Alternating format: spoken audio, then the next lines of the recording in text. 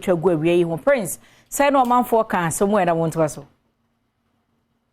Trotro twagum efi tema station senior mo hwe ye infoni no ewo eye Adom Kasee so no sensuo to ewo mamu ha enkran titiriu nsuo no etwa nsuo no eyiri for manfo enya pade ewura wo modem ebimu kura timito nananom ewo nse do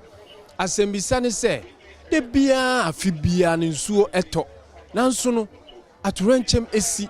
omanfo nya pade sei ebimu nso to nananom wo nse do eno kura twemu a se wukọ adwuma na sensuo to a traffic ana se wopon na wokofie no traffic ewo mu no enye asem ketwa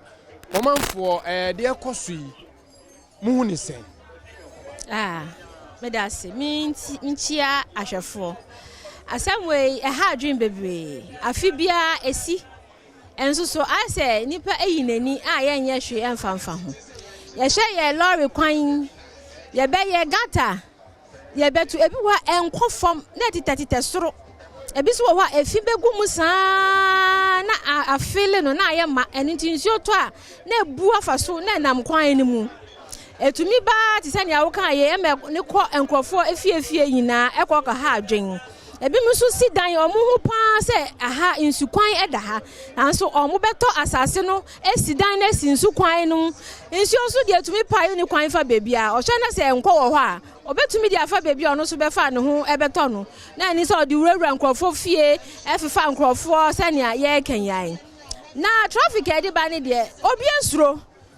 se insu obeto na gata be yiri na afa kwan no so ina no hu bebi don ko fem pa na ne kan sei ana se nsuo ni ntwe ne kan ko de enya me nua be ma obetwe me nsuo na ti ansa wako enti eni ne nipa bebre twen nsuo ni ti a anso mo akofie ana so mo afifie e de aba adwuma eno so kan ho na de traffic no e de ba no na nya besra ni se anka be ya ye nim se mpanifo e wo man mu a mo deda sa adwuma ya no ana se ye omo adwuma se omo be hwe se sa anyo man ensi anka ye besre se mani kwa yese eba pena nadmofo ne na mo ne akeka nsuo nya ate pe ne awie agi se anada yi aba na se asemi ya se esi biom ansa mo asama benante wo ye be sesa nko mo a mo hwe sa ndwuma nso no omo di omo ndan besi fom aye adwuma ne yiye ye se omo ye omo be ye ne yiye enkrofo gatemu a omo nti e wo mo fie nim any environment no anka omo be hwe se wanye ne saa ye be siu obetu asika bia na se ebe dia sotwi bi ebe bow se ne ebe omubeye meka ye nkola ya kakra me de beka ho ni se problem ni dia afi bi eba be koso abasa because insuna obi a prepare insunu ba be toni de ebo nse obi yi ko takakra but etwa mu na because insunu ntimi ntonto aso be 1 week ana za ntini mfo bia ho because mine na ewo nim se one more planning committee for road and one say be wo but obi be sit down na me dem say kan some grand wo chere say aha be sit down me si wa obi won no we sit down wo na de ha wa ba nti ha won de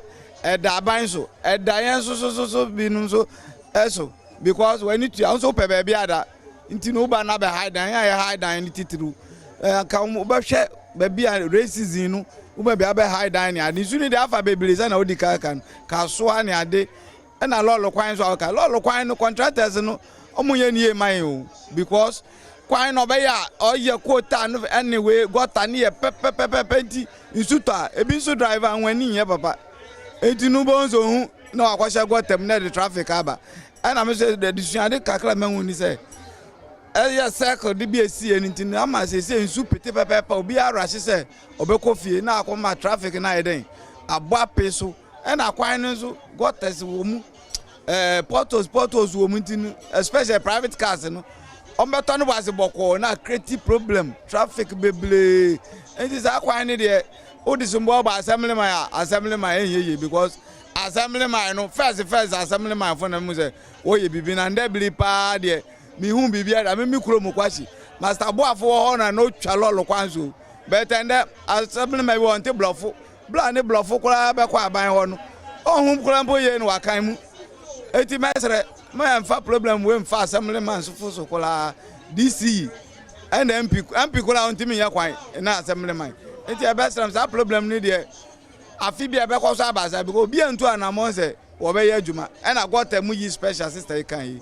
gota no wo ho obi so nya adwuma obi nya gota ne kro be yim na afi ni we watu aneka wo mfa no me amete omzu mu ko yi gota mu a mo be tu ameka me ni be je menya bebe am ni beto a de ntina me yi me kwa yi pepepe wo mfa gota wo mfa bia